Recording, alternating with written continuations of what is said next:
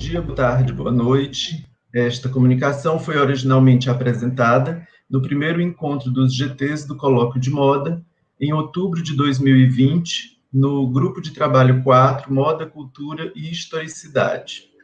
Para quem não me conhece, eu me chamo Madison Oliveira, sou professor do curso de graduação em Indumentária e da pós-graduação em Design, ambos da Escola de Belas Artes da Universidade Federal do Rio de Janeiro. Trouxe para apresentar nessa edição do Colóquio de Moda algumas descobertas que tenho feito recentemente a partir de uma coleção de indumentária que pesquiso junto ao Museu Histórico Nacional desde 2015. Minha abordagem para estudar essa coleção tem como base teórica os estudos empreendidos por Igor Koptov, que defende a biografia cultural das coisas, assim como também utiliza os argumentos similares de Rita Andrade por meio de sua biografia cultural de um vestido. Além desses, mais recentemente encontrei uma experiência compartilhada entre Amy Delahaye, Lou Taylor e Eleanor Thompson, que estudaram 6 gerações da família Mason para a montagem de uma exposição e a escrita de um livro, tendo como foco a coleção de roupas dessa família.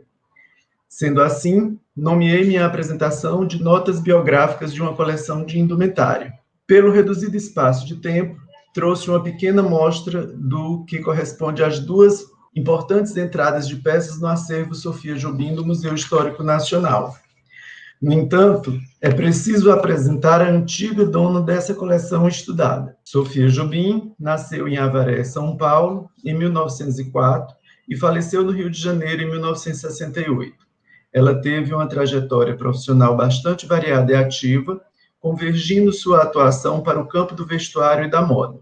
Ainda nos anos 1930, Sofia escreveu colunas de moda para alguns periódicos cariocas. Apresenta ao lado do quadro dela aquela que considero a mais completa delas, a coluna Arte Técnica, publicada na Revista da Semana, em que propunha temas específicos e croquis originais acompanhados de moldes e dicas de como confeccioná-los. Nessa mesma época, Sofia fundou no centro do Rio de Janeiro o Liceu Império, uma escola profissionalizante feminina para formar modistas, com cursos de corte e costura, chapéus, luvas, etc. Na foto inferior, ela está no que parece ser a sala de aulas de modelagem no Liceu Império. Nos anos 1940 e 1950, Sofia criou figurinos para peças teatrais e para o cinema. No desenho acima, podemos ver o croquis realizado para a peça Senhora, que estreou no ano de 1949 e tinha Bibi Ferreira como protagonista. 1949 também foi o ano em que Sofia iniciou suas aulas de indumentária na antiga Escola Nacional de Belas Artes, onde permaneceu até o ano do seu falecimento em 1968. Este curso existe até hoje, depois de ter sofrido algumas modificações que o transformaram num curso de figurino, muito embora ainda mantenha o mesmo nome, indumentária, para preservar o elo com o momento fundante. Mas foi Sofia quem plantou essa semente na Escola de Belas Artes, sendo provavelmente a primeira professora de indumentária no Brasil, numa universidade. Nas 2 últimas fotos, Sofia aparece realizando uma das inúmeras palestras que fez acompanhada de desfile.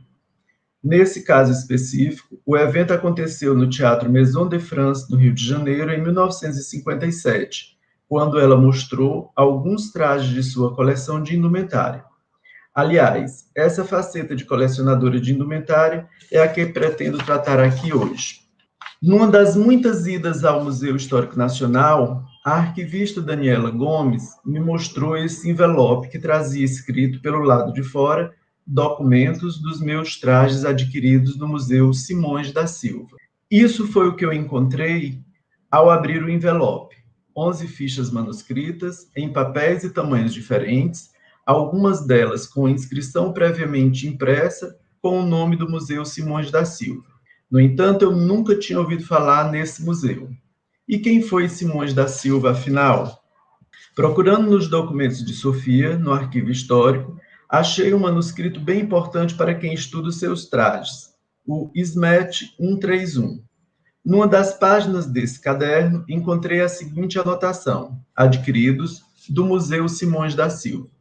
Nesse ponto, as informações começaram a fazer algum sentido. Numa das fichas encontradas, havia anotação sobre o rico fardão do Barão de Sorocaba, que também aparecia no manuscrito.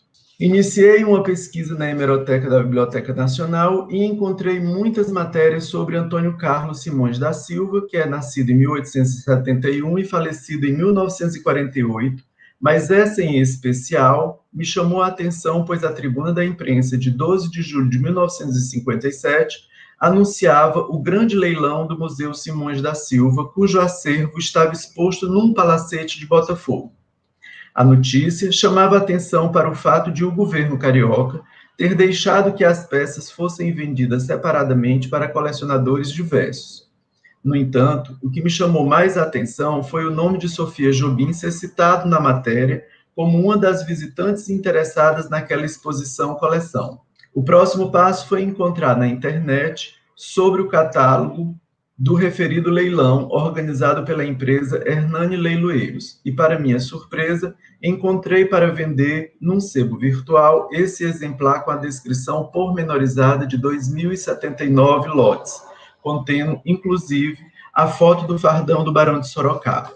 Fiquei intrigado em saber quem era o Barão de Sorocaba e os outros personagens descritos nas fichas. De acordo com os dados biográficos de Antônio Carlos Simões da Silva, identifiquei os nomes dos antigos usuários das peças, que em sua maioria tinham relação de parentesco com o dono do museu.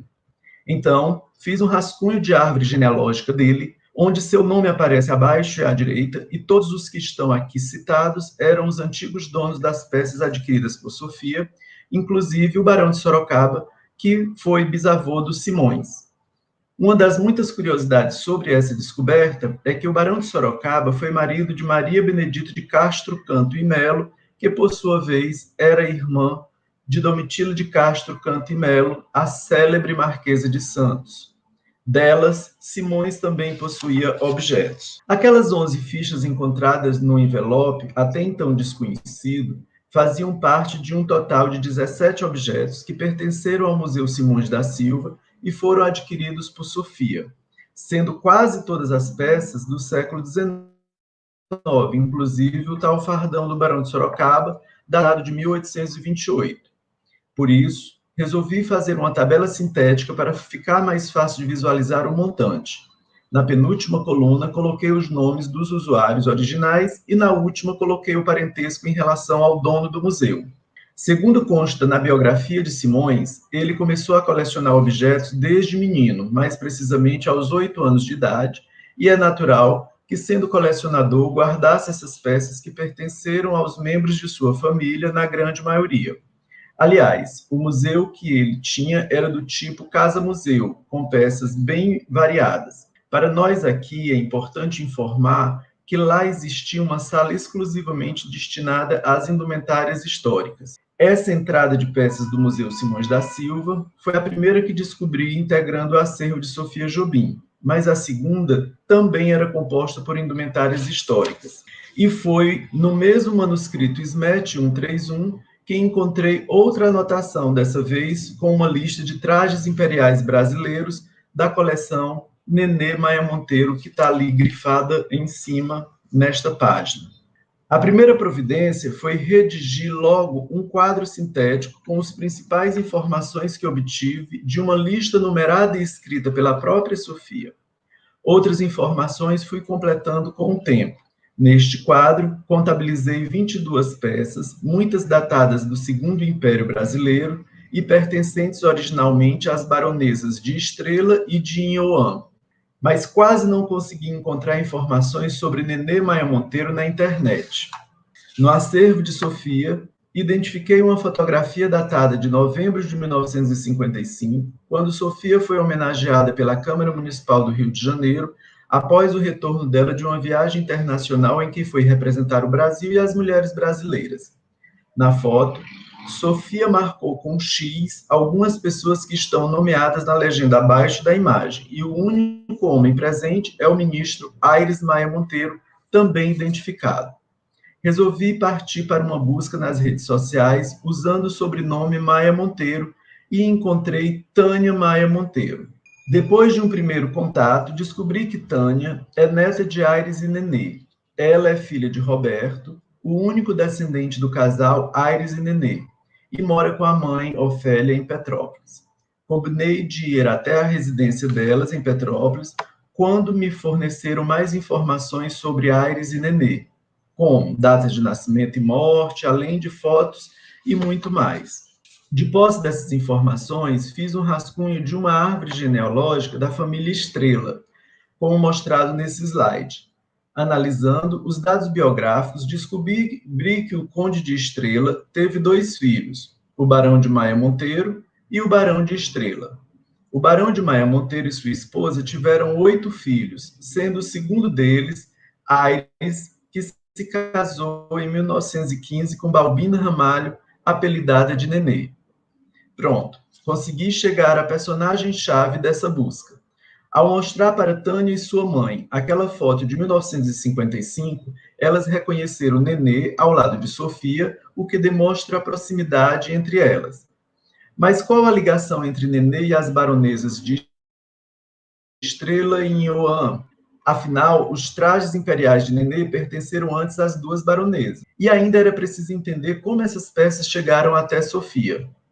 Aires era sobrinho de Teresa Cristina, a baronesa de Estrela, que por sua vez tinha como irmã Amélia Eugênia, a baronesa de Inhoan. Agora sim, estava explicado o motivo de Nenê, esposa de Aires, ter herdado essas peças que foram da tia do seu marido. Desde aquela foto de 1955, já intuía que havia uma proximidade, uma amizade entre Nenê e Sofia Jobim, e que seria de grande valia para Sofia possuir peças desse gênero no futuro museu que só seria inaugurado em julho de 1960.